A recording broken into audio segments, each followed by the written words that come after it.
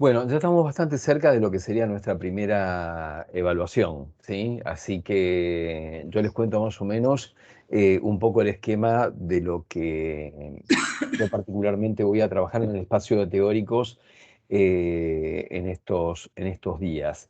En la clase de hoy, efectivamente, vamos a trabajar lo que tiene que ver con, digamos, las pasiones en el marco experiencial. Es muy importante que no confundan experiencial con experimental, ¿sí? ¿Por qué? Porque en definitiva Hume, que es el autor que vamos a trabajar, y que es el que proporciona el marco empirista que se asienta sobre la experiencia, eh, es un autor que no ha hecho experimentación. La experimentación es bastante posterior como tal, pero sí, efectivamente, presta las bases para lo que tiene que ver con la experimentación, que toma muchísimos de los elementos que ya pone en juego Hume y que de algún modo eh, permiten, digamos, establecer la matriz de la experimentación.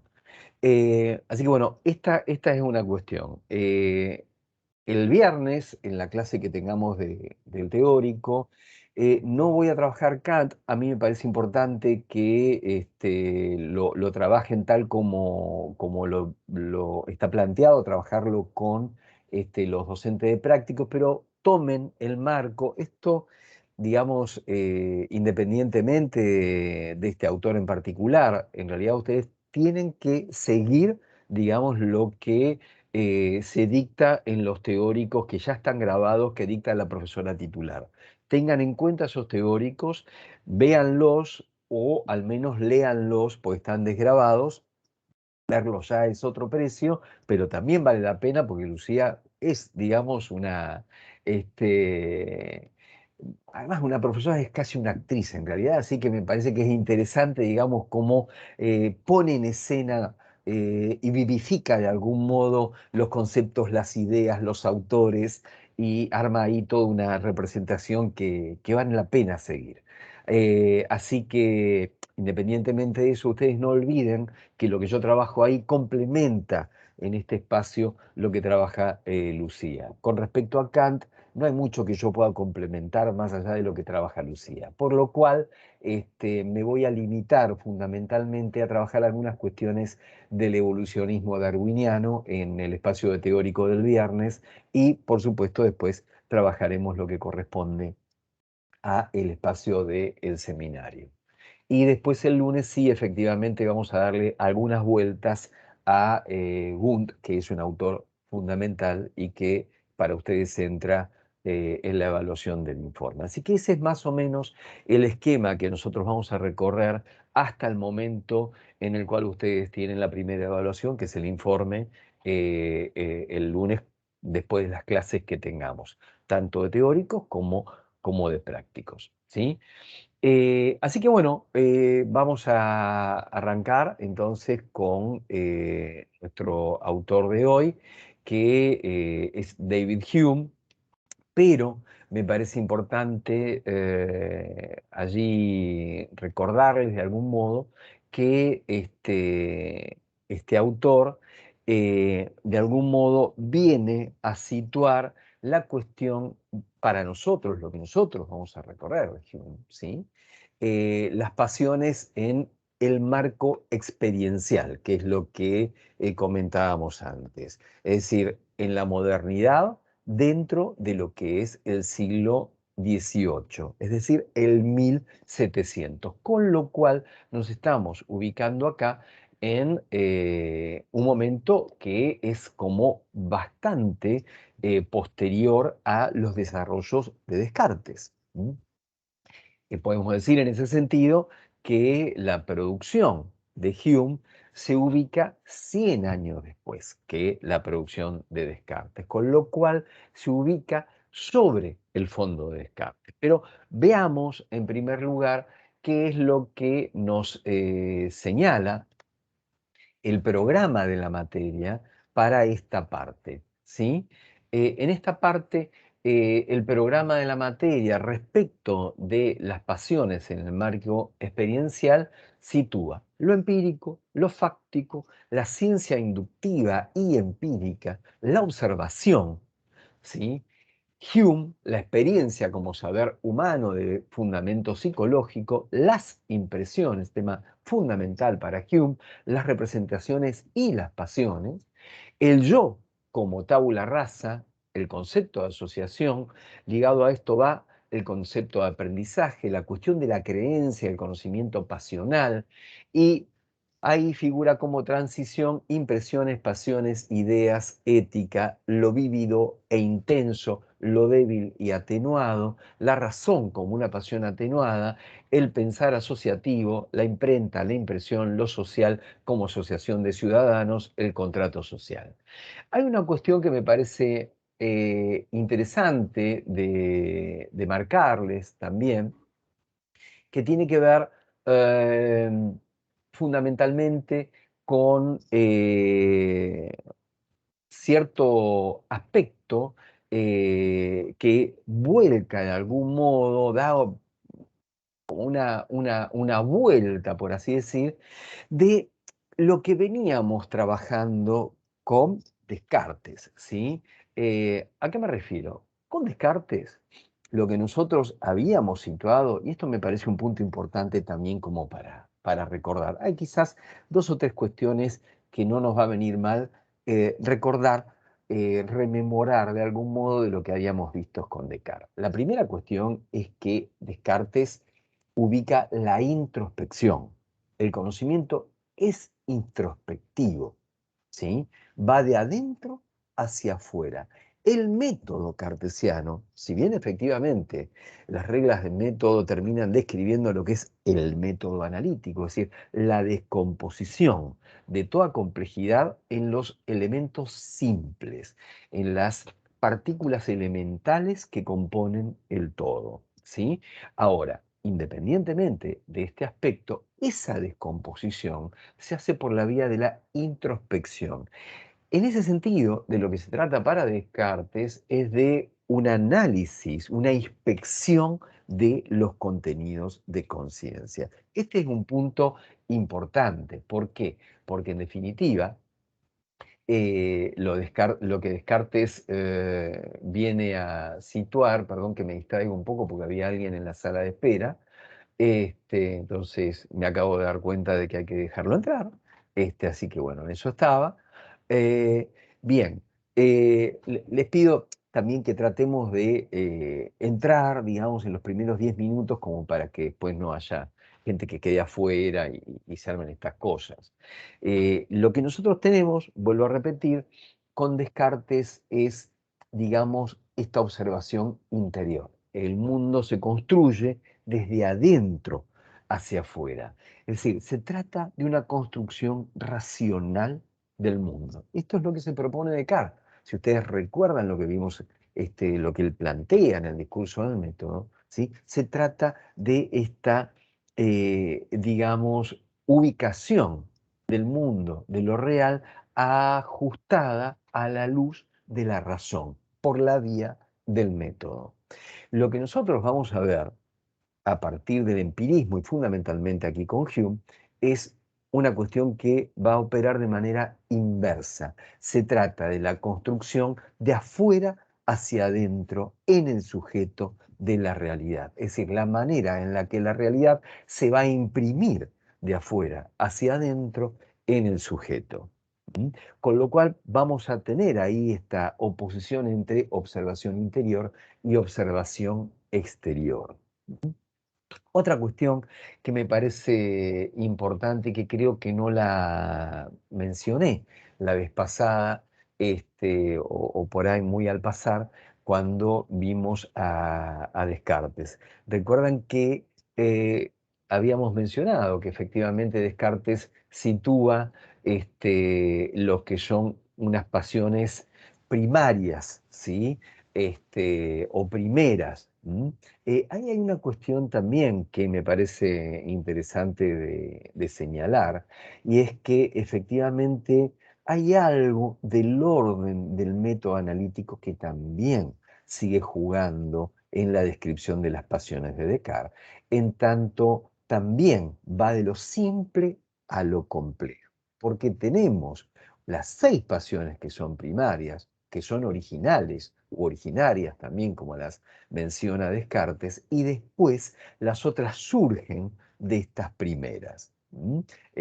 Con lo cual ahí hay un orden que va apareciendo de lo elemental a lo complejo en la descripción misma de las pasiones que efectivamente hace Descartes. Pero bueno, vamos a centrarnos hoy entonces en el desarrollo, en el planteo que corresponde a nuestro autor de hoy, que es David Hume.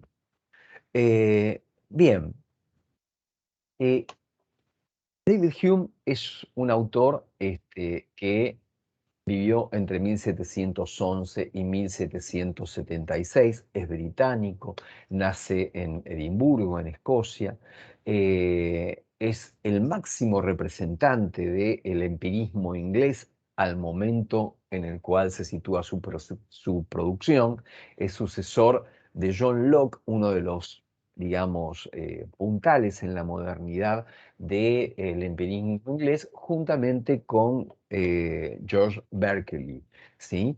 Las obras que nosotros vamos a tomar como referencia para poder trabajar en en esta clase de hoy, fundamentalmente vamos a tener como referencia 3 obras. De estas 3 obras, ustedes tienen 2 textos, 2 de estas obras, al menos parcialmente, que ustedes van a trabajar en prácticos. Una de ellas es la disertación de las pasiones. La disertación de las pasiones es, digamos, en Hume, una obra bastante tardía, ¿sí? La primera obra en general más conocida de David Hume es el Tratado de la Naturaleza Humana, que es un tratado que él, digamos, lo va publicando por partes, incluso escrito anónimamente, ya que en realidad Hume los publica bajo un seudónimo y Hume estaba como bastante, digamos, desmoralizado por la pobre recepción que había tenido el tratado. De hecho, había sido muy crítico la filosofía, los filósofos de la época con respecto a Hume. Según las propias palabras de Hume, el Tratado de la Naturaleza Humana nació muerto desde la imprenta. Y es por eso por lo que intenta eh, propagar sus ideas al público, escribiéndolo de un modo más corto, pero también un poco más polémico, en otro texto que es el que se va a llamar Investigación sobre el conocimiento humano. ¿Sí?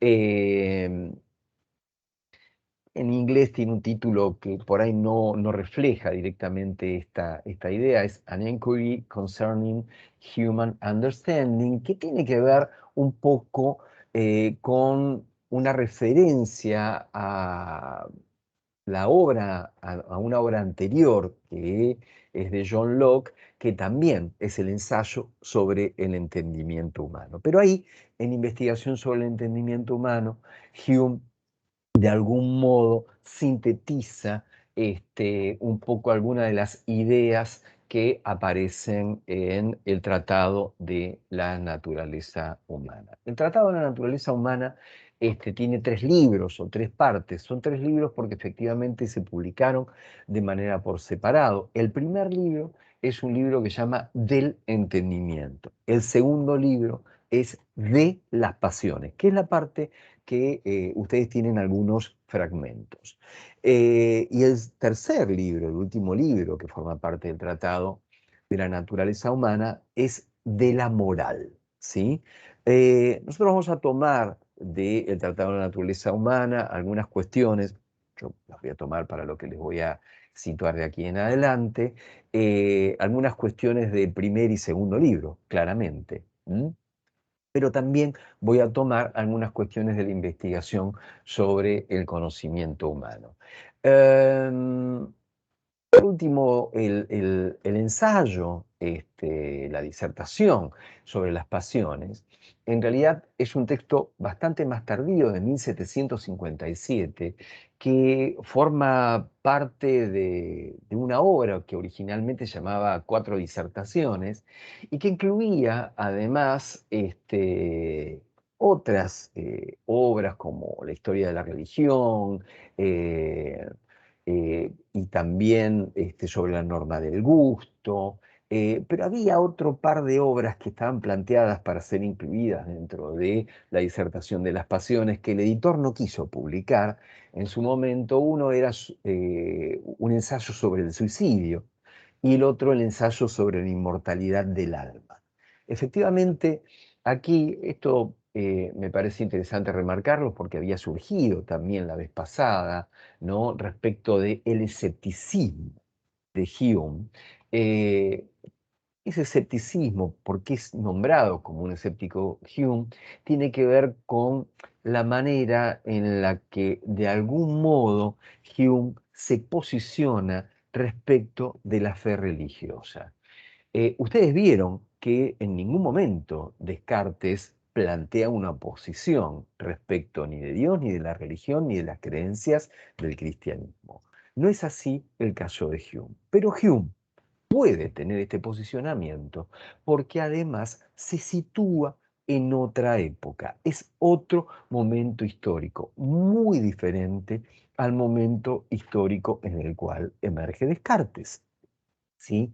Es decir, el contexto en el cual aparece Hume es un contexto en donde ya no tenemos la pregnancia que tiene la Iglesia, y hay además una gran cantidad de movimientos y de cambios políticos, sociales, culturales, religiosos y económicos que se dieron durante el siglo XVIII a lo largo del 1700, dentro de los cuales está la Revolución Industrial, que es un proceso que se origina en Gran Bretaña alrededor de 1760, y que dura hasta 1840, con lo cual, digamos, un proceso que tiene distintos momentos y distintos grados de complejidad, que implica grandes cambios tecnológicos y culturales, pero también dentro de los cambios políticos tenemos la caída del absolutismo monárquico, que se produce en el momento en el cual efectivamente está la producción de las obras de David Hume. Por otro lado, digamos, es este mismo contexto en el marco del iluminismo, en el marco de la ilustración, tanto francesa como alemana como anglosajona, que se van a ir produciendo muchísimos cambios sociales y se van a dar origen a distintas revoluciones. La revolución de Cromwell en Gran Bretaña y también la revolución americana en el norte, en Estados Unidos. O sea, distintos movimientos independentistas que se van a dar en Europa y en América y que incluso van a inspirar, creo que lo habíamos dicho, los movimientos independentistas de Latinoamérica, efectivamente, en nuestro país. Y por otro lado, una cuestión también fundamental es que es el momento de la aparición del Estado moderno. Y cuando hablamos de la aparición del Estado moderno, es el Estado al cual nosotros tenemos una referencia que implica la caída, la modificación de los esquemas feudales, y la organización social y política de Europa que se sostenía a partir de las monarquías, y ahí aparece el Estado liberal, con distintas instituciones políticas que aparecen ya desde el Estado. Bueno, me parece que ese escenario es un escenario que hay que tenerlo como telón de fondo para tener en cuenta, digamos, lo que se juega en el momento en el cual se da la producción de David Hume.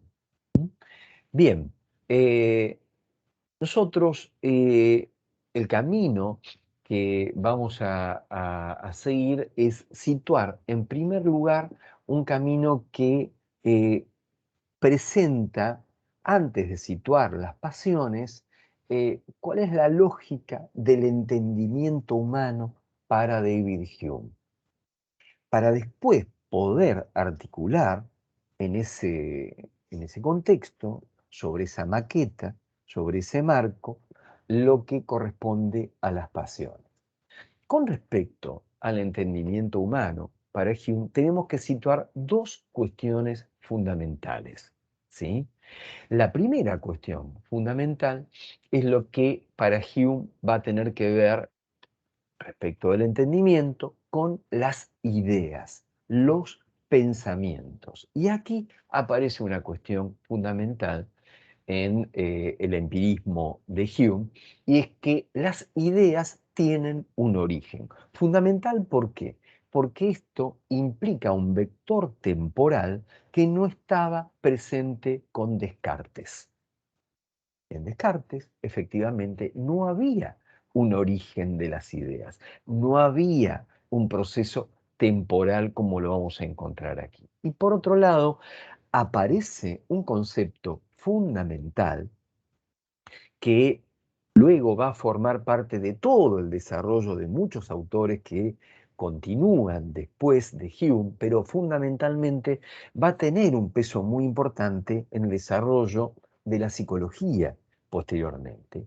Es el concepto de asociación, el concepto de asociación de ideas fundamentalmente. Y nosotros después vamos a hacer una diferencia respecto de la asociación de ideas pura y también respecto de las pasiones con respecto a la asociación. Pero en principio tenemos este marco, tenemos esta divisoria de aguas que nos pone de manifiesto de algún modo que respecto del entendimiento humano, para Hume existen estas dos patas, la cuestión del origen de las ideas y la cuestión de la asociación de ideas. Bien, este es una primera cuestión. Y ahí situamos, como decíamos, ¿no? Respecto de el innatismo que teníamos presente en Descartes, algo que se le va a oponer, que tiene que ver con el proceso temporal que implica la construcción de estas ideas en el sujeto. Con lo cual ya tenemos allí una idea distinta de sujeto en Hume. Y este es un punto importante que debemos tener presente, ¿sí? Vamos a ver que en Hume aparece una concepción diferente del sujeto a la que teníamos en Descartes. ¿Por qué? Porque en primer lugar, lo que va a poner en juego este sujeto de Hume, este sujeto del empirismo, es la cuestión de la percepción, la cuestión de los órganos de los sentidos, ¿sí? En ese sentido, efectivamente, vamos a ver que eh, para Hume, si bien se trata de un sujeto del entendimiento, también no es un mero sujeto de la razón, ni menos que menos de la razón pura, ¿sí? Como lo planteaba Descartes.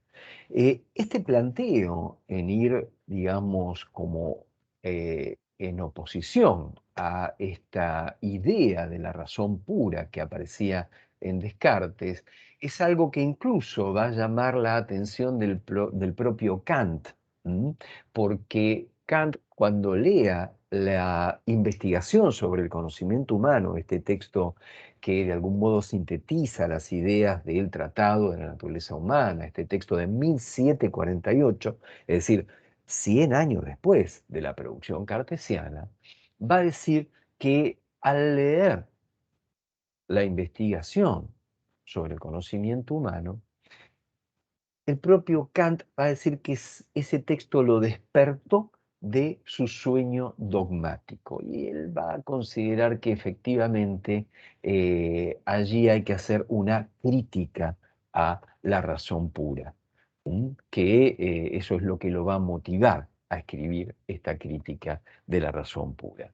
Porque efectivamente va a incluir algo que es del orden de la percepción. Pero bueno, no vamos a ir a Kant, que ustedes lo van a trabajar posteriormente.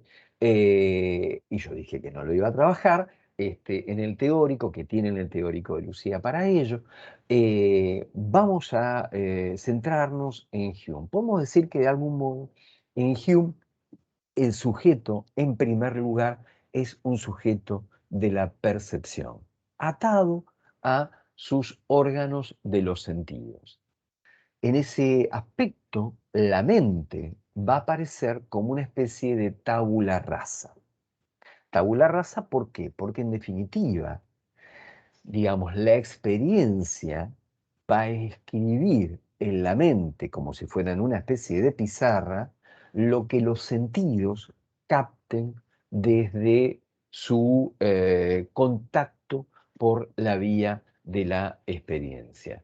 Por eso, el propio Hume va a decir que nuestra mente es un espejo fiel y retrata los objetos muy verazmente, pero de algún modo ese retrato no tiene la vivacidad, la intensidad que va a tener la experiencia directa, la experiencia que nos da, digamos, el contacto a través de la percepción por los sentidos. Sin embargo, nos va a dejar un reflejo de lo que atraviesa los sentidos y esto va a dar lugar a lo que va a llamar Hume las ideas, que van a ser como percepciones debilitadas. Vamos a ver cómo es que surgen entonces estas ideas, estas percepciones de la mente en Hume. En primer lugar, efectivamente, hay una cuestión que tiene que ver con la intensidad. ¿Mm? Porque para Hume, efectivamente, no es lo mismo, ¿sí? Y incluso como buen empirista, uno puede hacer la propia experiencia. El propio Hume dice, bueno, no es lo mismo sentir el dolor que provoca el calor excesivo, como por ejemplo cuando acercamos nuestra mano a la hornalla, ¿no? Y la acercamos demasiado, o el placer que proporciona el calor moderado cuando nos calentamos adelante de la estufa. Es decir, esta experiencia, dice, directa, ¿no? Tiene una intensidad mayor a aquella que cuando nosotros la recordamos o la imaginamos o la evocamos por alguna de nuestras facultades de la mente, es decir, la memoria, la imaginación, la anticipación, etcétera, etcétera. Cuando nosotros sentimos de manera directa el calor, eso tiene una intensidad mucho más fuerte que cuando la recordamos o cuando de algún modo la podemos imaginar.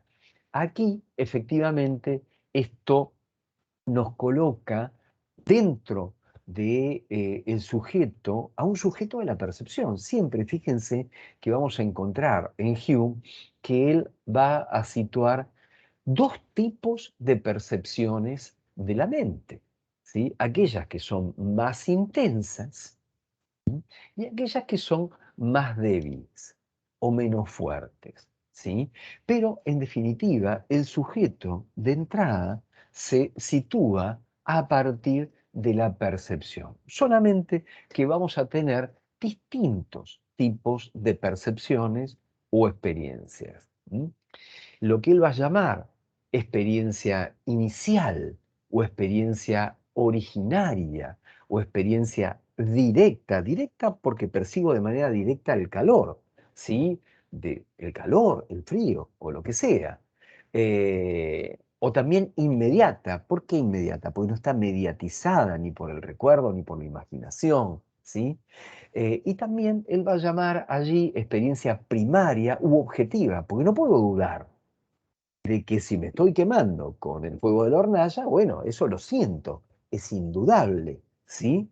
Entonces, estas ideas, estas percepciones, perdón, son percepciones fuertes, intensas y vivaces. A esas percepciones fuertes, intensas y vivaces, él las va a llamar impresiones sensibles o sensaciones. Efectivamente, esas percepciones que son intensas, son directas y son producto de la acción de los estímulos sobre los órganos de los sentidos. Entonces, en este punto es interesante, esperen que engancho el puntero, es interesante que tomen nota de esta terminología, porque es una terminología que la van a ver reaparecer en distintos autores. También es interesante que él de entrada, ¿no?, llame a esta percepción más intensa, más fuerte, más vivaz, percepción inicial u originaria, ¿sí? Porque en definitiva, si la toma como percepción inicial o originaria, es porque él ya entiende que allí se inicia o se origina un proceso. Un proceso que culmina ¿en qué? Culmina en la idea, efectivamente. Porque la idea va a emerger, efectivamente, como una copia de lo que acontece en nuestros sentidos, en nuestros órganos de los sentidos. Por eso dice Hume, nuestra mente es un espejo fiel que reproduce sus objetos verazmente. Es decir, es como una cámara fotográfica, es como un espejo, ¿sí?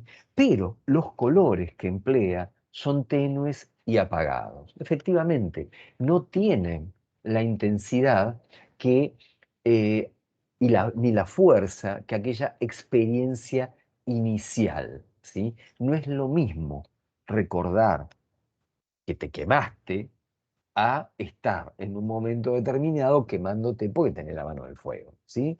Y si uno quiere ser demasiado empirista, bueno, puede hacer la prueba para seguir, digamos, la visión humeana, y encontrar efectivamente allí la corroboración empírica de esto que nos va a situar Hume. Es decir, que la mente funciona como un espejo que copia las impresiones de los sentidos. Es por ello que Hume va a plantear que las percepciones de la mente son de dos clases. Por un lado, vamos a tener los pensamientos o ideas, es decir, aquello que nosotros ya conocíamos en la tradición filosófica con el nombre de pensamiento o idea, para Hume van a ser estas percepciones más débiles que son copias de nuestras impresiones de los sentidos, un reflejo de lo que acontece en los órganos de los sentidos y que en definitiva son percepciones debilitadas, ¿sí? Y por otro lado, es las impresiones. Él propone el término impresiones para lo que son las percepciones intensas y vivaces, que son nuestra experiencia primaria y directa, es decir, el producto inmediato de la acción directa de los estímulos sobre los órganos sensoriales. ¿Sí? Bien, este esquema que nos presenta Hume nos da cuenta de que de algún modo, y esto lo lleva a Hume a plantear, que todas nuestras ideas de la mente, todos nuestros pensamientos o ideas provienen de los sentidos, de los órganos de los sentidos. No hay nada va a decir el empirismo, y en eso Hume va a ser un fundamentalista dentro del empirismo, no hay nada en la mente que no haya pasado antes por los sentidos. Bien, entonces, este es un punto fundamental, porque lo que va a afirmar Hume es que todo, absolutamente todo lo que está en nuestra mente tuvo que haber atravesado nuestra experiencia directa o indirecta, de un modo directo o indirecto, nuestros sentidos. Lo que vimos, lo que oímos, lo que tocamos, efectivamente. Bueno, ahí el propio Hume va a hablar de ciertas objeciones que se le habían planteado a él en relación a esto, ¿no? Porque va a decir, bueno, algunos autores me han dicho de que la mente tiene un poder ilimitado. Este poder ilimitado me lleva a pensar, a imaginar cosas que nunca hemos visto. Por ejemplo, una montaña de oro, ¿no? La montaña de oro es algo que, bueno, no sé ustedes, yo nunca lo vi, ¿sí? O, por ejemplo, la imagen mitológica, ¿no? De el Pegaso, el caballo alado, ¿sí? O, piensen ustedes, ¿no? El extraterrestre, ¿no? La figura del ET, una película clásica que todos hemos visto alguna vez, más chicos o más grandes, ¿sí? De ese pequeño cabezón, chiquitito, con esos ojos saltones y que señalaba al espacio y decía casa, casa, casa, ¿no? Bueno, la idea del extraterrestre, que en realidad surgió de la mente, nadie lo vio, ¿no? Entonces, lo que dice Hume, en realidad, es que, en definitiva, este poder ilimitado de la mente, en realidad también tiene su base en los sentidos. Este poder ilimitado de la mente, de algún modo, no es otra cosa que la facultad que tiene la mente de mezclar, transponer, aumentar o disminuir los materiales suministrados por nuestra experiencia. Si nosotros nos ponemos a pensar en la idea de montaña de oro, lo que vemos es que en definitiva se puede descomponer en otras dos ideas, la idea de oro y la idea de montaña. Es decir, podemos haber visto una montaña, podemos haber visto oro y confluir en la idea de montaña de oro. Lo mismo que la idea del Pegaso, el caballo alado. Hemos visto seres alados, seres que tienen alas, hemos visto caballo, podemos mezclar ambas ideas y dar lugar a esta nueva idea que es la idea del Pegaso, ¿sí? Lo mismo ocurre con nuestro querido amigo el ET, que en definitiva tiene ojos como el ser humano, tiene cabeza como el ser humano, tiene brazos como el ser humano, y bueno, en realidad le podemos dotar una característica particular en cuanto a su tamaño, en cuanto a sus dimensiones, podemos deformar, mezclar, aumentar de algún modo, pero ¿qué es lo que tenemos como fundamento? El fundamento es la experiencia. El límite, de algún modo, es la experiencia. Todo este poder creativo de la mente, dice Hume, no viene a ser más que la facultad de mezclar, transponer, aumentar o disminuir los materiales suministrados por los sentidos y la experiencia. Y aquí surge una cuestión muy interesante para nosotros. ¿Por qué?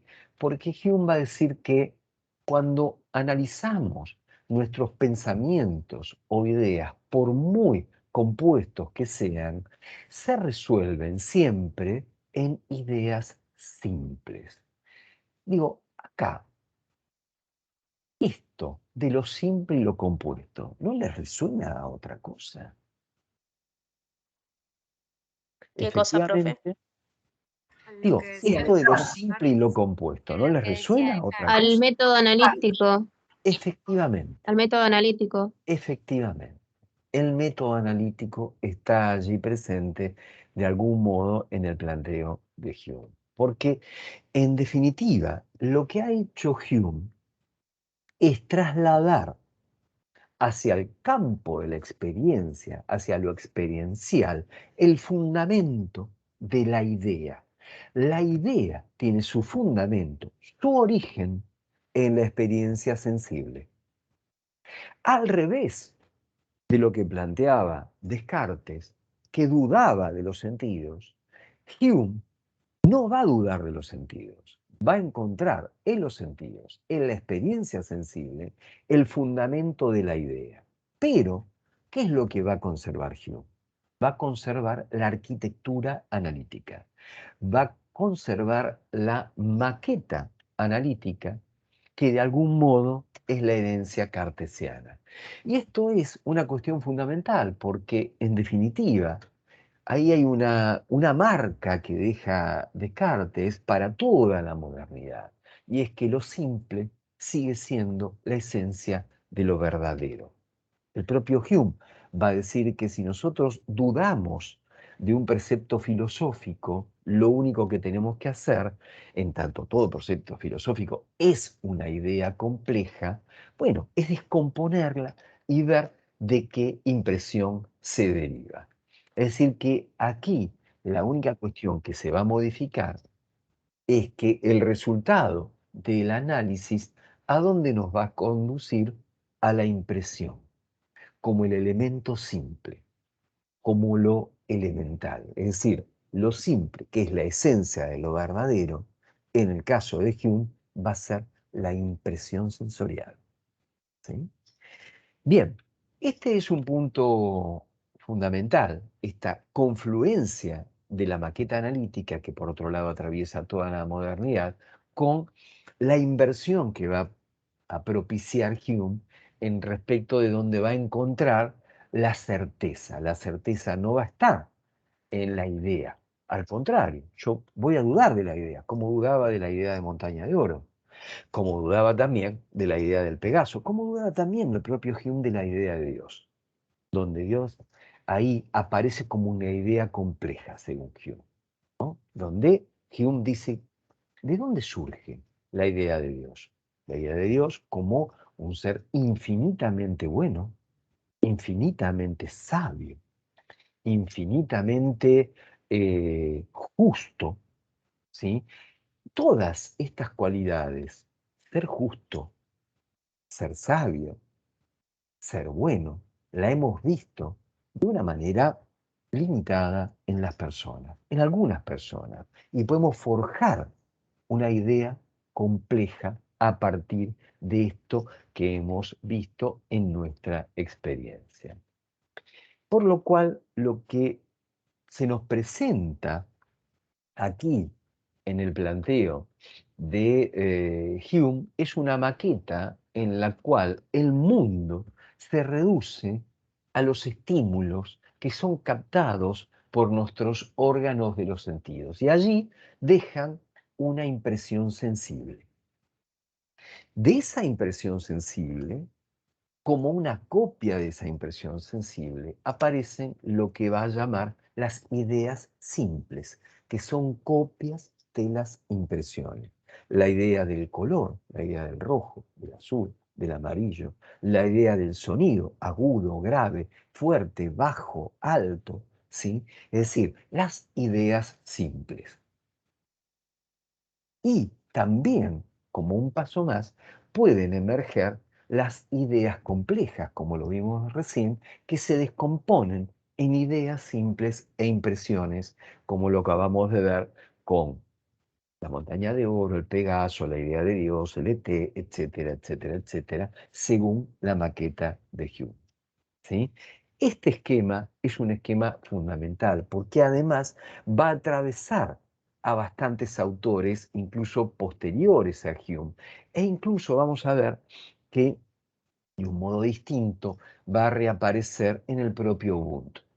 ¿Sí? Esto lo vamos a retomar cuando veamos a Ubuntu. Pero demos un paso más. ¿Sí? Esto es lo que ocurre con lo que tiene que ver con lo que Hume llama el origen de las ideas. ¿Mm?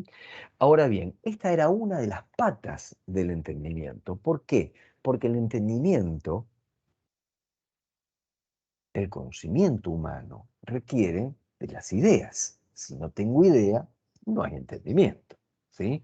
Ahora, una de las patas era pensar cómo se originan. La otra, ¿qué es lo que ocurre con nuestras ideas una vez que están en la mente? Una vez que nuestras ideas están alojadas en la mente, lo que dice Hume es que va a aparecer un principio de conexión entre esos distintos pensamientos o ideas de la mente y que van a introducirse unos a otros siguiendo un cierto grado de orden y regularidad. Hume decía en la investigación sobre el conocimiento humano, sintetizando lo que planteaba en el tratado, decía que si nosotros nos ponemos a hablar, ¿sí? O nos ponemos a pensar, ¿sí?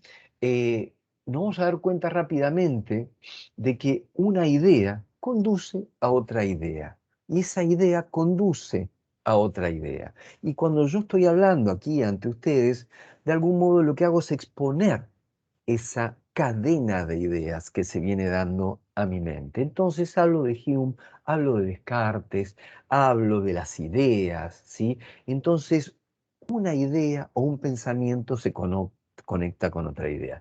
Pero esa conexión tiene una cierta regularidad. Hay una conectividad que une de algún modo una idea con la otra. Es decir, no es arbitrario. No es que yo puedo, emerge una idea, la de Hume, y después emerge otra idea, la de Descartes, emerge otra idea, filosofía moderna, y de repente digo, mi abuelita patea California. Yo tengo un gato negro también. Y mi tía, que compra batatas muy baratas, ustedes van a decir, este tipo se brotó rápidamente. Esto, efectivamente, viene a colación de que las ideas se conectan entre sí, y esto es lo que busca Hume. Lo que busca es encontrar el orden, la normatividad, la regularidad, la racionalidad que conecta a cada una de esas ideas. Por eso Hume dice, si en nuestro pensamiento más ponderado o en nuestro discurso más ponderado irrumpe una idea que no tiene nada que ver con lo que venimos hablando, enseguida esa idea es rechazada, dice Hume, ¿no? Como lo que decía recién de mi abuelita que patea galefones, ¿sí? Bueno, efectivamente, después, muchos años después, un señor que se llamaba Sigmund Freud se va a ocupar de esas ideas que son rechazadas por la conciencia. Pero lo que le interesa a Hume es situar la racionalidad en la conexión de ideas. Y esa racionalidad va a estar dada por lo que él va a llamar los principios de conexión. Esos Profe, principios de conexión o principios de asociación, ¿sí? Van a ser un principio universal de conexión entre ideas. ¿Mm? Esos principios, ya les voy a dar lugar a la palabra, déjenme terminar la idea, para que no se me rompa la cadena de ideas, ¿sí? Y después charlamos, vemos las preguntas. Estos principios de asociación o principios de conexión, dice Hume que es un principio universal que conecta las ideas entre sí. Son tres principios: el de semejanza, el de contigüidad en tiempo y espacio y el de causa-efecto. ¿Qué quiere decir? Quiere decir que yo conecto entre sí dos ideas semejantes. Por ejemplo, la del círculo con la de el óvalo, porque son semejantes, los voy a asociar. No voy a asociar el círculo con el cuadrado, pero puedo asociar el cuadrado con el rectángulo por sus lados, por sus vértices. ¿Sí? También puedo asociar por contigüidad en tiempo y espacio. Por ejemplo, cuando en mi experiencia dos cosas se presentan contiguamente en tiempo y espacio, ¿sí? Por ejemplo, ¿por qué asocian ustedes el lápiz con el papel? Porque siempre están conjuntamente en tiempo y espacio y se han presentado a vuestra experiencia conjuntamente en tiempo y espacio, y de ese modo se ha fijado esa asociación entre el lápiz y el papel, entre la tiza y el pizarrón, entre la perilla de la luz y el encendido o el apagado de la luz, o entre el trueno y el rayo, por ejemplo. ¿Sí? Entonces, en ese sentido, establezco una relación de contigüidad en tiempo y espacio. Perdón, algunos de estos ejemplos que di recién, como el del encendido de la luz, eh, no corresponde a contigüidad en tiempo y espacio, corresponde más bien a causa y efecto. ¿Por qué? En definitiva, relaciono por causa y efecto a, digamos, dos elementos, dos impresiones que son diferentes. La impresión de la percepción de la perilla de la luz y la del encendido de la luz. Y establezco una relación de causa y efecto entre tocar la perilla, encender la luz y volver a tocar la perilla y que se apague. ¿Sí? Ahí vemos que efectivamente hay una relación de causa-efecto. ¿Sí? ¿Se entiende? Eh, ¿Qué querían preguntar, compañeros? Yo, profe, que me quedé un poco perdida porque si para Hume es a través de los sentidos, a diferencia de Descartes, entonces, porque capaz que me hago yo una batata, ¿no? Es a través de los sentidos y de la experiencia que yo tenga, lo que me va a quedar, digamos, como la idea. Primero voy a tener esa impresión por el sentido y, por ejemplo, si me quemo, ya después, como dice el dicho, veo la vaca y llora, ¿no? Pero acá entonces, ¿qué papel juega la experiencia? Porque no entiendo cómo lo relacionas con los sentidos. La experiencia, los órganos de los sentidos forman parte de un combo, ¿sí? En definitiva, lo que descartaba Descartes era justamente la experiencia y los sentidos. Los sentidos eran engañosos, la experiencia era engañosa. ¿Por qué? Porque yo una vez me asomé a mi ventana y vi que el sol era gigantesco en el horizonte. Y después a la mañana vi que estaba arriba, entonces, y era mucho más chiquitito. Entonces dije, ¿se achicó el sol? No, la percepción me engaña. Mi idea de que el sol se modifica, sé que es incorrecta porque no se modifica el Sol. Entonces, la idea cartesiana rechaza la experiencia, rechaza los sentidos y rechaza los órganos de los sentidos, porque por otro lado el cuerpo está en la res extensa. ¿Sí? Entonces, se trata de un sujeto identificado a la razón. Aquí, por eso les dije que se trata de un sujeto que se parapeta en la percepción, un sujeto que se entroniza en la percepción, un sujeto que se define por la vía de la percepción. Y la percepción es un hecho de nuestra experiencia, ¿sí?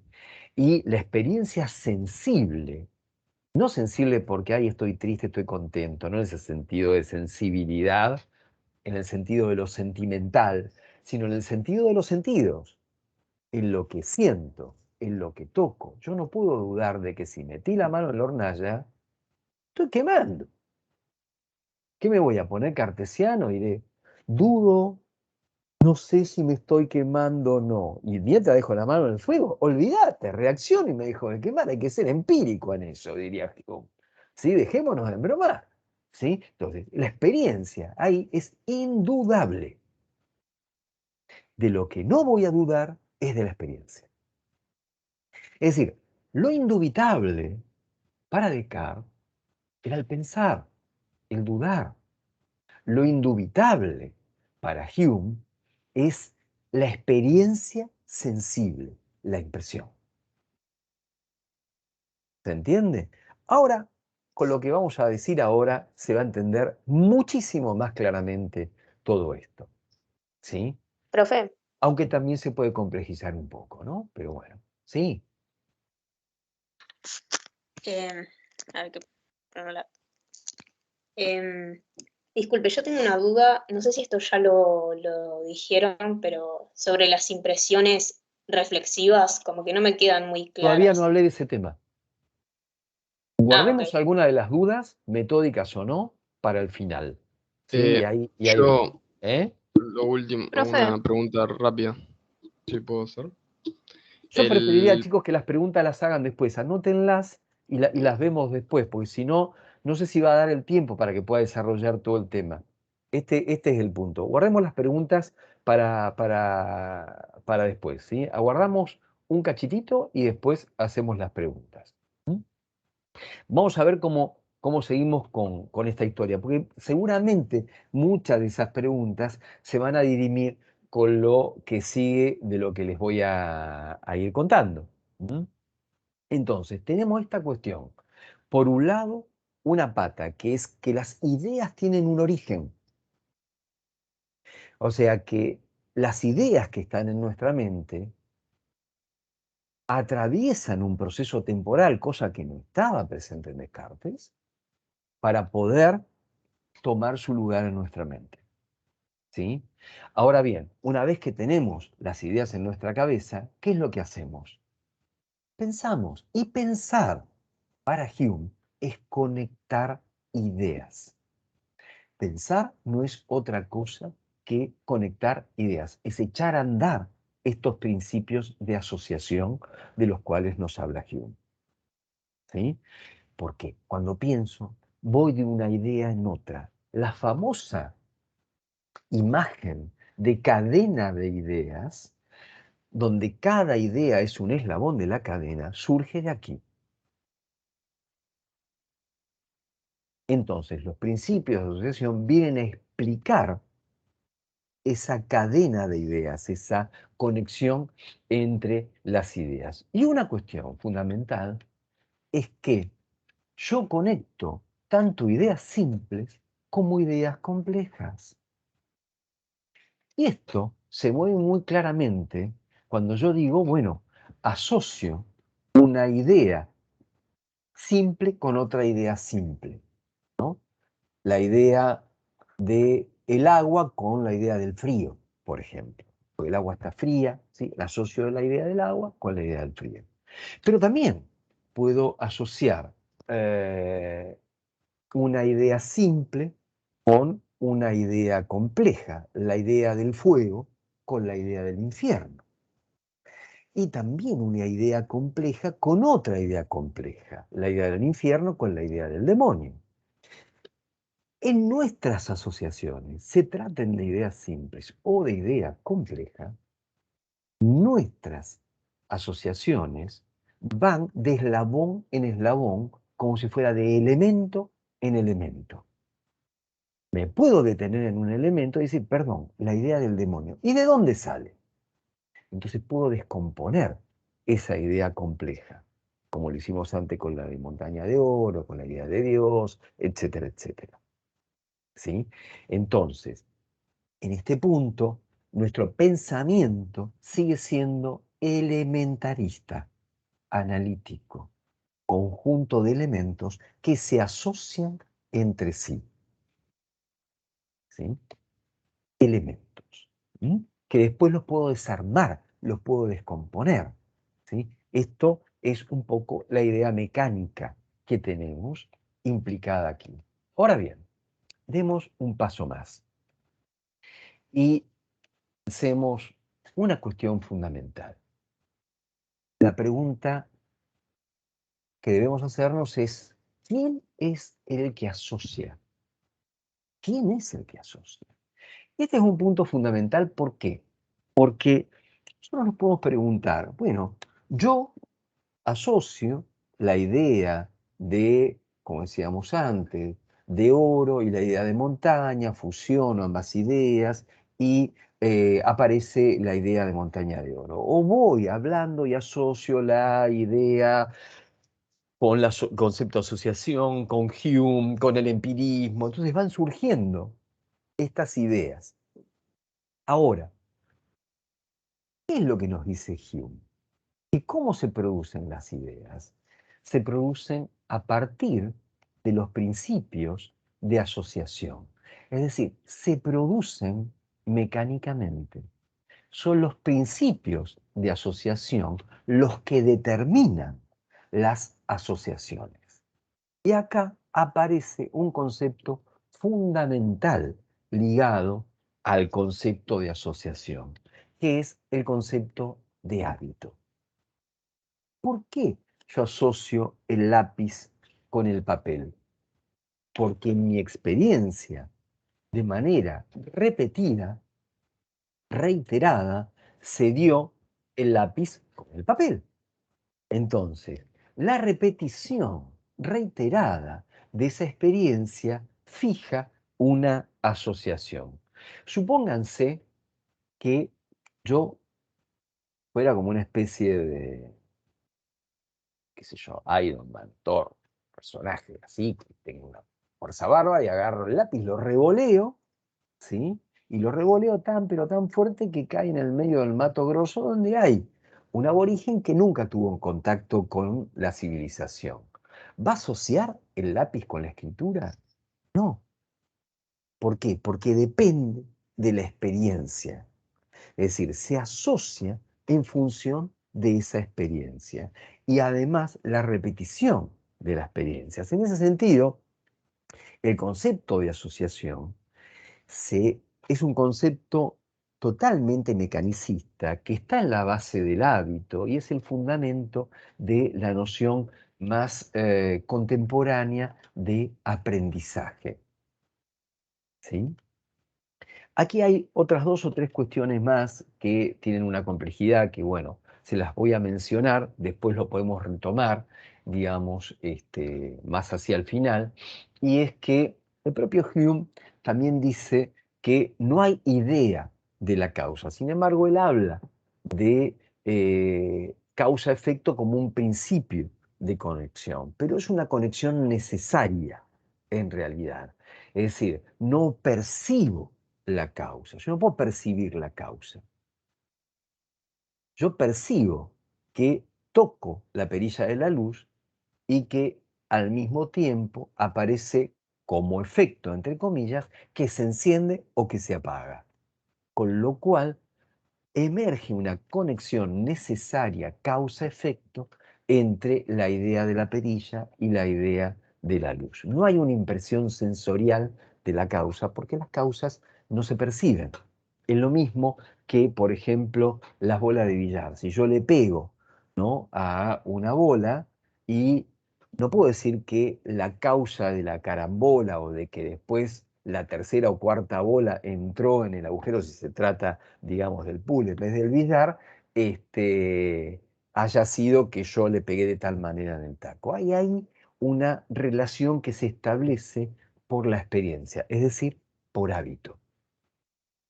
Entonces, este es un punto fundamental en relación a el esquema que hace al entendimiento humano. ¿Sí? Bien. Perdón, Sí. profe, ¿podría repetir lo de causa? No me quedó del todo claro.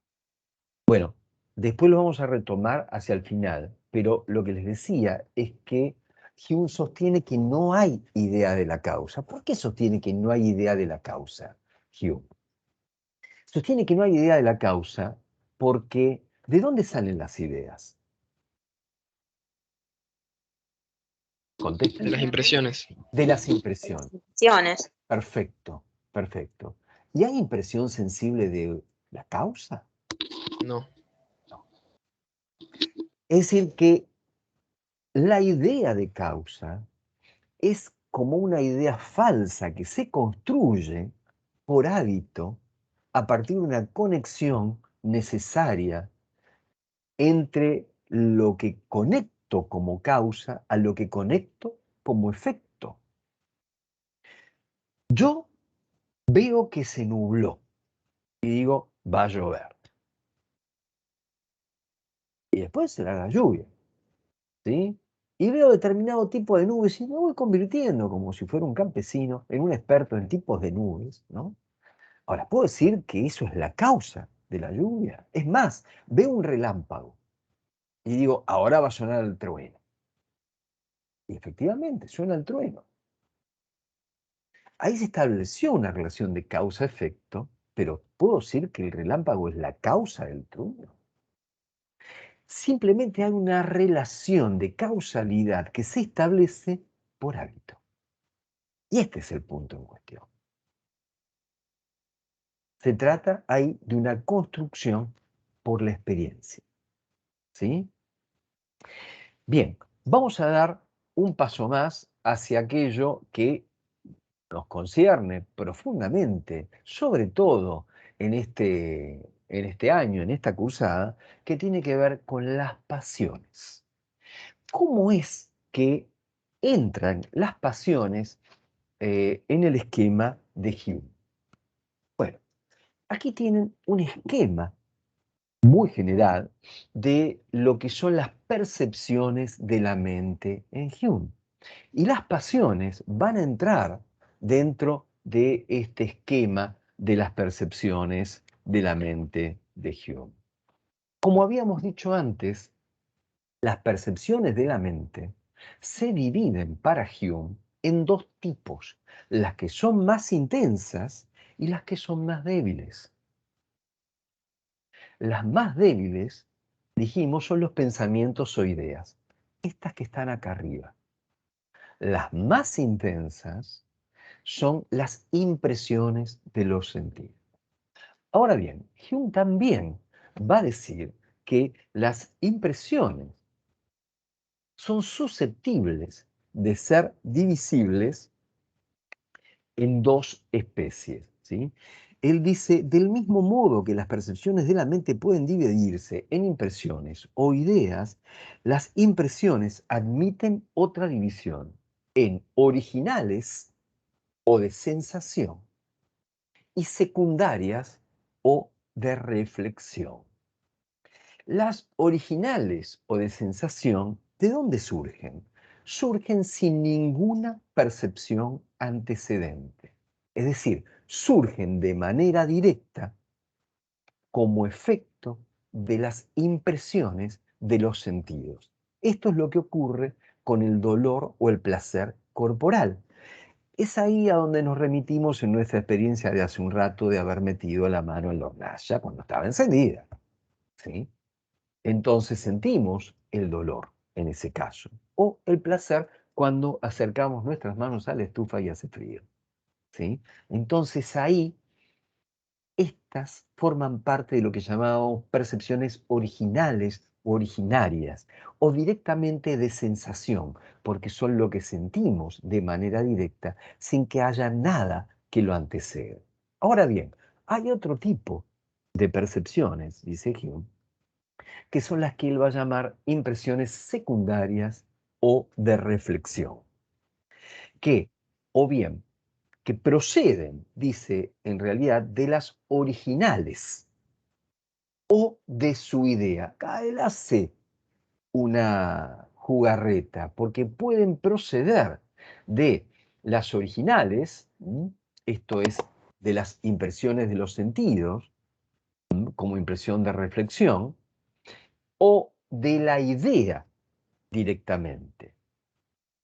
Estas son las que él va a llamar pasiones y emociones. Es decir, que las pasiones y emociones son impresiones secundarias o reflexivas. Ahora vamos a ver un poco este punto, pero detengamos en esta otra cuestión, ¿sí? Que me tomaba el trabajo hacerle este cuadro para, de algún modo, armarles un esquema de lo que desarrolla Hume allí, tanto en el tratado como en la disertación de las pasiones, de un modo un poco más relatado. Estas pasiones y emociones, también dice Hume, pueden ser directas o indirectas. Las directas, dice Hume, nacen directamente del bien o el mal, del placer o el dolor.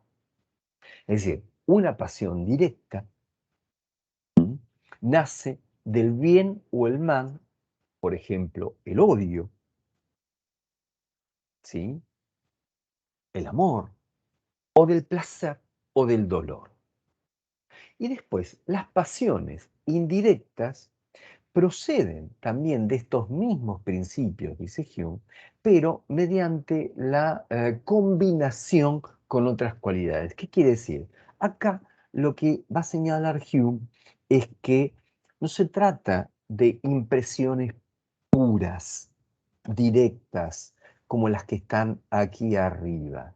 En las pasiones aparece una transición en la que se van mezclando en nuestra experiencia las ideas conjuntamente con lo que sentimos de manera directa o de manera indirecta. Siempre estando en juego el tema del bien o el mal, el placer o el dolor. Vamos a dar un paso más y después vemos un poco las preguntas para que tengan en relación a esto. En ese sentido, podemos decir tres cosas de las pasiones. La primera cuestión, como lo habíamos dicho antes, que las pasiones son impresiones reflexivas. Es decir, son impresiones secundarias o reflexivas. Como lo habíamos señalado en el cuadrito aquí, secundarias o de reflexión, que pueden tener dos características, o mejor dicho, pueden ser de dos géneros, va a señalar Hume. Ahí las va a reunir en dos géneros diferentes. Un género que es tranquilo, como los sentimientos de belleza o de fealdad, o también de género violento, como puede ser el odio, el amor, la pena, la alegría, el orgullo, la humildad, es decir, las pasiones más reconocidas como afectos, por así decirlo. Y por otro lado, las pasiones, él va a discriminarlas, organizarlas o dividirlas en pasiones directas o indirectas. Y ahí va a situar entre las directas al deseo, la aversión, la pena, la alegría, la esperanza, el miedo, el menosprecio y la seguridad. Y como pasiones indirectas, el orgullo, la humildad, la ambición, la vanidad, el amor, el odio, la envidia, la piedad, la malicia, la generosidad. Hay una última cuestión que me parece interesante de marcarles, y es que hay transiciones de una pasión a otra pasión. En esas transiciones es donde juegan el concepto de asociación. El concepto de asociación juega porque efectivamente se asocian, digamos, las pasiones entre sí o se asocian entre impresiones o entre ideas. También Hume va a situar que así como hay asociación de ideas, hay una asociación con respecto a las pasiones. Una cuestión que me parece interesante remarcar es que así como hay tres principios de asociación de ideas, Hume va a plantear que para las impresiones solamente va a funcionar un solo principio, que es el de semejanza. Yo puedo asociar una impresión con otra impresión, pero solamente por semejanza. Ahora bien, como vieron en el cuadrito, ¿sí? Anterior, que se trata, en el caso de las pasiones, de impresiones reflexivas, que son impresiones secundarias, que pueden ser directas o indirectas, siempre se interpone en la construcción de estas pasiones alguna idea, con lo cual allí intervienen los otros principios de asociación. Es decir, es lógico que las impresiones solamente funcionen por semejanza, ¿sí? Yo no puedo, digamos, por así decir, asociar el dolor que sentí, digamos, al quemarme con el placer de tomarme una Coca-Cola, qué sé yo, por ejemplo, ¿sí? Porque hay ahí asociaciones que son imposibles, solamente asocio impresiones semejantes, dolor, malestar, odio, ¿sí? Es decir, cuestiones que van por el mismo camino. Ahora bien, en el caso de las pasiones, efectivamente, lo que se interpone en la construcción de las mismas son las impresiones reflexivas en donde siempre interviene alguna idea. ¿Sí? Bueno, esto a grandes rasgos, compañeros, es el esquema de, por un lado, las percepciones de la mente en Hume y de qué manera las pasiones tienen lugar en el esquema de este señor, que es Hume. ¿Tienen dudas, preguntas, inquietudes? Se las pueden preguntar al práctico. Profe. No, pueden preguntarlas ahora, sí. Media básica la pregunta, pero me parece que me va a servir para empezar con Hume, ¿no? Cuando se dicen los órganos de los sentidos, son los 5, digamos. Sí, los órganos de los sentidos, la visión, el oído, el gusto, el olfato, el tacto, superficie de la piel con la cual nosotros sentimos. Es decir, se trata de los órganos sensoriales. Después va a haber otros autores que vamos a ver que van a hacer un cuestionamiento a esto, pero tengan en cuenta que, de algún modo, esto por ahí es una observación interesante para que la tengan presente, el cuerpo quedaba relegado en la res extensa para Descartes, y en tanto el cuerpo era la sede de los órganos de los sentidos, no era un fundamento para el conocimiento, porque la percepción era engañosa. Hume recupera el cuerpo, que queda reducido para Hume en los órganos de los sentidos, ¿sí? Que son los que nos conectan de algún modo con la realidad. Captamos la realidad, tenemos idea de ella a partir de que los órganos de los sentidos nos anotician a través de las impresiones que capturamos por los estímulos, no digamos del ambiente porque eso es una conceptualización posterior, pero los estímulos que captan nuestros órganos sensoriales. Yo tengo una pregunta. No sé. ¿Se puede relacionar un poco con la experiencia mítica de satisfacción que plantea Freud? En cuestión de que él toma la experiencia como algo primordial en relación al Eh, origen del deseo, igual. Me parece un poco forzado, me parece un poco forzado. ¿Por qué digo que es un poco forzado? Porque son como esquemas muy distintos de pensamiento, más allá de que uno pueda pensar que ciertas ideas que están en el proyecto de Freud vienen como herencia de este planteo de Hume, sobre todo lo que tiene que ver con las vías fijas de conducción del estímulo. Las vías fijas de conducción del estímulo es una herencia que aparece en la fisiología de la época de Freud, que Freud la hereda de Bruck, de Helmholtz y también de Fechner, y que de algún modo están cristalizando lo que es el esquema que les había mencionado acá. Perdón, con tantas transiciones en el Power para ir de una página a otra se me está complicando. Pero era el esquemita este. El mundo aparece como un haz de estímulo. Eso es lo que se va a conocer después en el desarrollo de la psicofisiología como la teoría clásica del estímulo. El mundo es un haz de estímulo. Después lo vamos a ver.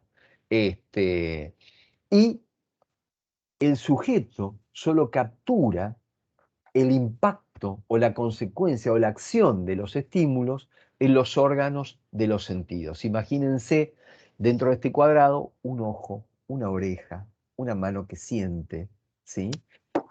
algo por el estilo, ¿no? Entonces, allí las vías fijas de conducción dan lugar a lo que se imprime en nuestra mente, como idea, como representación. Esto es de algún modo lo que por ahí tiene ahí como herencia este esquema, y que, bueno, muchos autores de la psicofisiología después lo van a complejizar,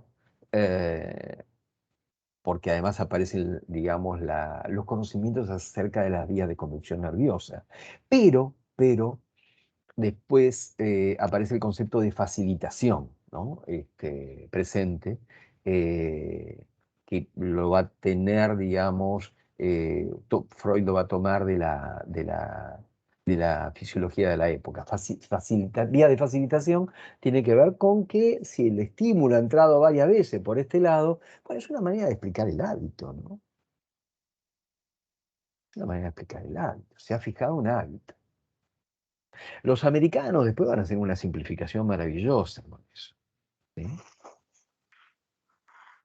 Profe, Profe, Una Sí, pregunta, profe, disculpe. sí. Porque no sé Sobre por qué te tengo las que disculpar. impresiones. No No, hiciste no, porque nada. ya por las impresiones reflexivas. Sí, Un ejemplo, ¿cuál podría ser? Porque no, por ejemplo, yo vi un video en el campus que el profe decía, ves un cuchillo y lo asocias con, no sé, con la sangre, no sé qué, no sé si es, o con el miedo, te da miedo, no sé si podría ser, no, un ejemplo necesitaría. piensen que todas las pasiones son impresiones reflexivas. ¿Por qué impresiones reflexivas?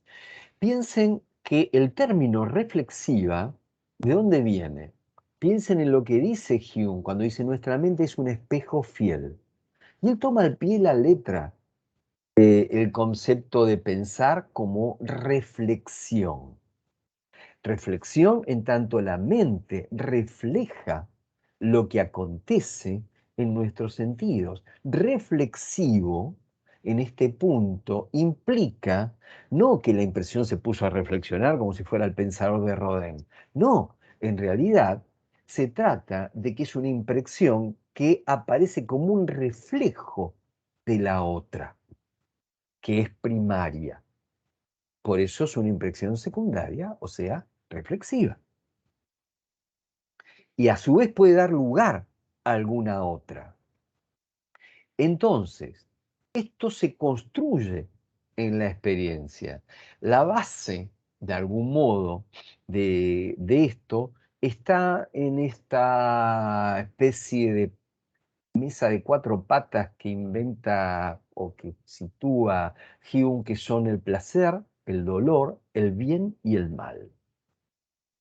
Que es una barbaridad lo que voy a decir ahora, ¿no? Pero suena como un anticipo del kleinismo, digamos, ¿no? El objeto bueno, el objeto malo, ¿no? Pero en realidad, si ustedes lo piensan, lo que distingue rápidamente nuestra experiencia, piénsense tabula rasa, cachorros humanos sin experiencia, y ustedes tocan algo y se queman. Eso es malo, duele. Tocan algo y les gusta, qué sé yo, y se quedan agarrados de eso, ¿sí? El sonajero, cuando son chiquititos, ¿sí? Eso es bueno, placer, ¿sí? Bueno, se va construyendo lo bueno, lo malo, lo agradable, lo desagradable, lo lindo, lo feo, con nuestra experiencia. Y esto es lo que encontramos como experiencia reflexiva, como impresión reflexiva, perdón. Profe, Claro, ya. perdón, la No sé si se razón, entiende mejor porque ejemplo puede haber millones, porque todas las pasiones son impresiones reflexivas.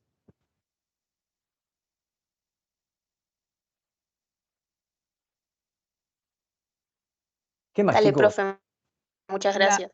la razón sería una pasión o una impresión reflexiva también. ¿Entiendo Bueno, eso Lucía correctamente? toma la razón como una pasión atenuada, pero ¿por qué toma la razón como una pasión atenuada? Recuerden lo que nosotros dijimos desde un comienzo. El sujeto, para Hume, antes de ser un sujeto pensante, es un sujeto que percibe. ¿Por qué? Porque no hay nada en la mente que no haya pasado antes por los sentidos. Y entonces, lo que hay en la mente es producto de nuestras percepciones, de nuestras impresiones. Dentro del esquema de las impresiones están las impresiones reflexivas. ¿Qué son qué? Las pasiones. ¿Y lo directo o indirecto tiene que ver en presencia o en ausencia de la experiencia? Las impresiones... silencien los micrófonos porque hay como un eco ahí, medio como complicado.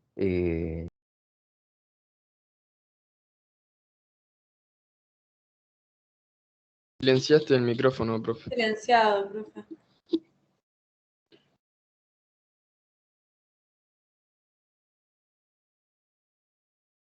No, profe, silenciaste vos el micrófono. El tuyo, profe. Sí, toqué un botón equivocado, evidentemente. Perdón. Lo que les decía es que depende de dónde vos pongas directo o indirecto. ¿Sí? Cuando hablamos de percepción directa, estamos hablando de impresión sensible. Cuando hablamos de percepción indirecta, estamos hablando de pensamientos o ideas. ¿Sí? No es lo mismo meter la mano en el fuego que recordarlo, anticiparlo, etcétera, etcétera. Ahora bien, también la cuestión de lo directo, lo indirecto, aparece en Hume respecto de las pasiones. Que hay pasiones y emociones que pueden ser directas y otras que son indirectas. Las directas, dice él, nacen directamente del placer o del dolor, o del bien o del mal. Es ahí donde, como por ejemplo lo que contábamos recién, ¿no? El tema de la experiencia de metiste la mano en el fuego. Bueno, las indirectas proceden también de estos principios. Siempre está en juego el bien, el mal, el placer y el dolor, pero se interponen otras cualidades con las cuales se...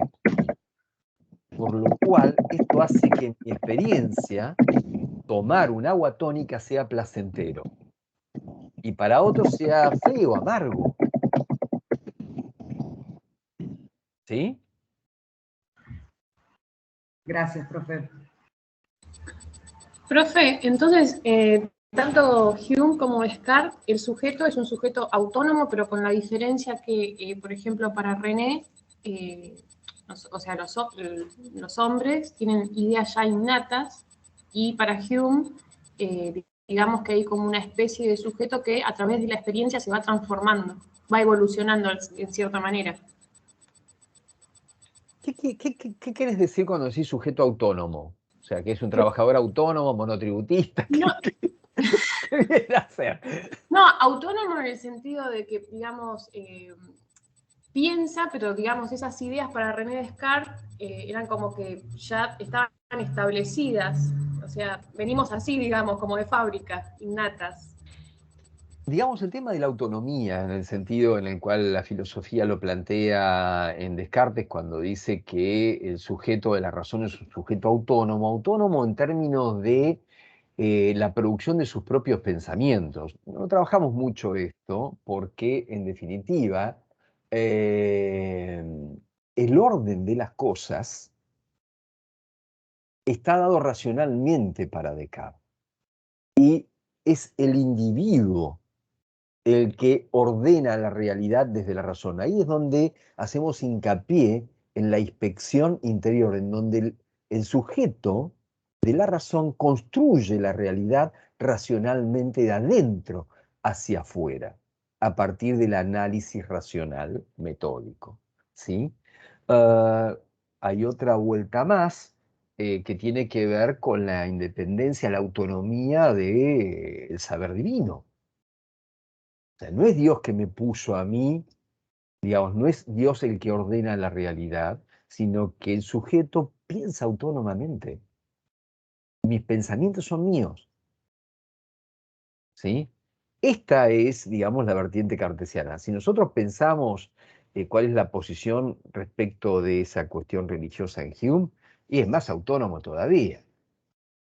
Mucho más autónomo desde el punto de vista en el cual, efectivamente, para Hume, cada idea que el sujeto tiene pasa por su experiencia, parte de su propia experiencia. Y una experiencia que es empírica, sensorial, por los órganos de los sentidos, las impresiones, la construcción a partir del hábito, etcétera, etcétera, etcétera. No una experiencia mística.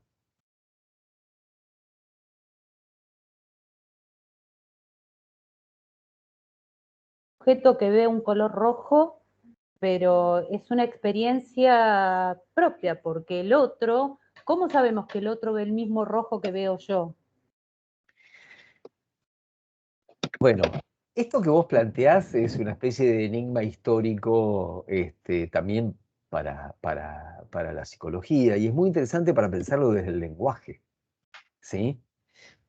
No diría yo que esto podemos resolverlo por la vía de Hume, ¿sí? Por ahí podríamos resolverlo por la vía de Hume, pero no nos vamos a tomar ese trabajo. Porque tampoco quiero confundirlos. Pero sí es interesante pensarlo, ¿no? En relación al lenguaje, porque yo no sé qué es lo que vos ves, pero cuando yo veo el rojo y digo, che, mirá, eso es rojo. Ah, sí, sí, es rojo. Vos también llamás rojo al rojo que yo llamo rojo. Entonces, hay algo que tiene que ver con lo que el lenguaje impone como rojez, si se quiere, pero que no depende de si ese objeto emite en la gama del flujo de los estímulos que provoca en el haz lumínico que impacta mi retina, lo mismo que te impacta a vos. Puedo independizarme de eso. Los modernos les costaba un poco independizarse de eso. Iban a buscar lo real. Profe, voy a hacer una pregunta tonta, pero, Y por dale, ejemplo, definir las pasiones de forma coloquial. ¿Puedo decir, las pasiones son los sentimientos o me quedo corta? Como que todavía no termino de definir qué son las pasiones. depende de qué autor. Depende de qué autor. Yo creo que para los dos autores son sentimientos o emociones. Para los dos autores, es decir, para Descartes o para Hume, son sentimientos o emociones. Y son también percepciones. ¿Sí? Y para los dos autores, fíjense qué interesante.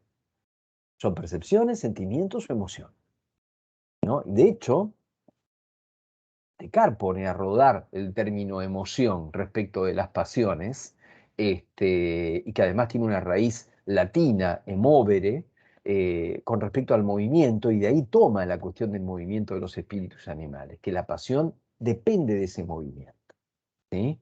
Y de ahí todo el desarrollo cartesiano. Pero me parece que en ese sentido, ¿no? Para ambos, percepciones, emociones y sentimientos son algo que califica efectivamente a las pasiones. Después, hay diferencias porque tenemos que incluir en el esquema cartesiano que Pito toca las pasiones, por decirlo así, y después, como lo acabamos de ver recién, bueno, cómo es que se incrustan de algún modo en el modelo humeano. Hola, profesor, ¿puedo hacer una pregunta? Pero ¿cómo no vas a poder, Francisco? Dale para adelante. Ahí voy. En relación a las causas, en la guía de lectura, pregunta cuál es entonces la causa real y eficiente de las pasiones. En el caso de Hume, decís. Sí. Sí, hay un tema muy interesante con el tema de la causa en Hume, que ustedes lo van a encontrar fundamentalmente en la sección 3 y en la sección 4 del Tratado de la Naturaleza Humana, ¿sí? pero fundamentalmente lo van a encontrar en la sección, creo que es la sección 4 o me perdí, a ver, perdón.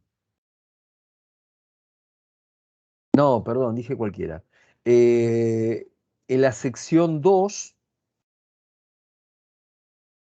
sí, después lo vuelve a retomar en la sección 3 y en la sección 4. Pero una cuestión que me parece interesante es la cuestión de la causa y del objeto en relación a las pasiones que toma Hume. Y que esto tiene otra complejidad que no está previsto que la trabajemos, pero que tiene que ver con el concepto de identidad personal en Hume, de algún modo, que también es algo que se construye. Pero, porque, por ejemplo, él plantea la cuestión del orgullo.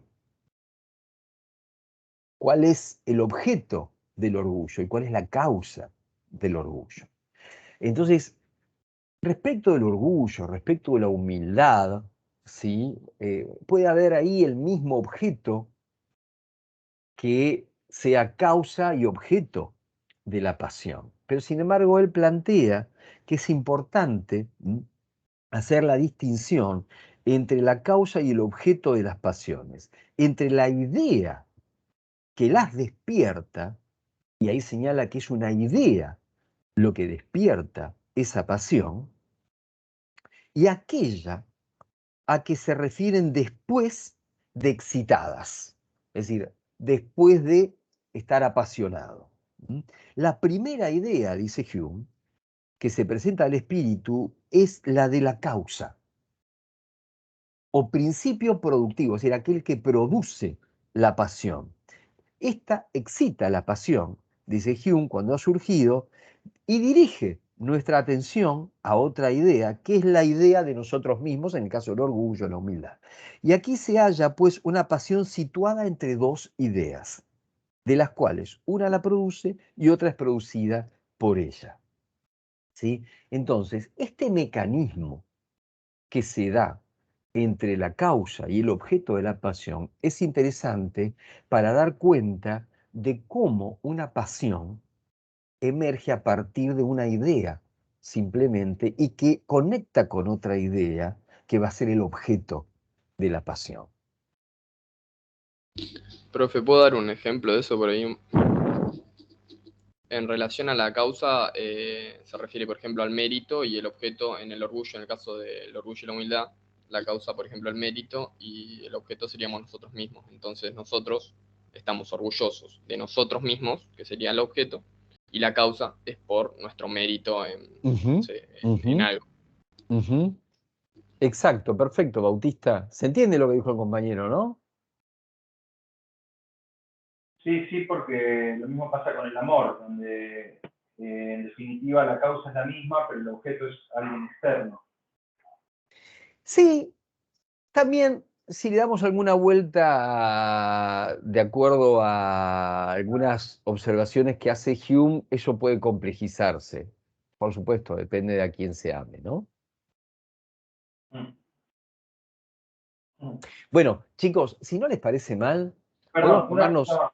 pero no de temática, sino usted cuando empezó, perdón, interrumpa, usted cuando empezó la clase dijo que es importante que veamos los teóricos de Rossi. La verdad, a mí me parece más, me gustan más estos teóricos, los suyos, que los de Rossi, y entre tanto video y tanto texto y tanta clase y tanta cosa, la verdad que ver dos teóricos me empieza a abrumar un poco la idea de solo pensarlo. Entonces, quería saber cómo acotar un poco eso, si veo sus teóricos o si veo los de Rossi. Al mío ya viniste, ya está, al mío ya viniste. Lee el de Rossi, que son mejores que los míos. ¿Escuchaste, Lucía, no? Son mejores. Sí, esta parte la voy a censurar, Francisco, ¿eh? No, perdón, pero digo, me acostumbré a ver sus videos, o sea, las clases presenciales, y bueno, ver después otro video distinto, con otro ritmo, otra cosa, me lleva mucho tiempo. Por ahí el tema de ver los videos a veces es agotador, porque aparte también cansa la vista, uno está todo el tiempo con la pantalla, cuando no es Teams, es Google Meet, cuando es Google Meet, es Skype, cuando no es Skype, es el video que tengo que ver, y después terminar con los ojos como si fueran dos huevos duros. Entonces, es cierto, es bastante cansador. Bueno, leer también cansa la vista, pero me parece que la lectura de los teóricos desgravados es necesaria, ¿eh? Es necesaria y les recomiendo que lo tengan muy, muy en cuenta, porque bueno, hay algunas cosas que desarrolla Lucio que yo no las toqué y que forman parte de lo que se trabaja. Y por ahí hay otras que yo las toqué lateralmente, entonces, bueno, quizás sea mucho, y eso entiendo, Francisco, que a veces es mucho, pero bueno, el curso de verano es así de abrumador, no sé qué decir. No, está bien. Bueno, Los textos son, no hay problema. chicos, los textos son muy útiles. Me pasa que con los videos los miro mientras, no sé, mientras estoy cocinando o mientras estoy comiendo, bueno, aparte, no les miro recomiendo otra una cosa. cosa. Al video, ustedes, si lo ven desde YouTube, le pueden duplicar la velocidad, poner 1,75, 1,5. Te vas a bañar y escuchás el video, y va tiqui, tiqui, tiqui, tiqui, el de 15 minutos, de 5 minutos lo escuchaste, y después volvés a recortar lo que había. Nada, esto, recomendación. Chicos, les mando un beso grande, nos vemos en 10 minutos, vamos a cortar para ir al baño y café, mate o lo que quieran hacer, ¿eh? Bueno, besos, cortamos la grabación.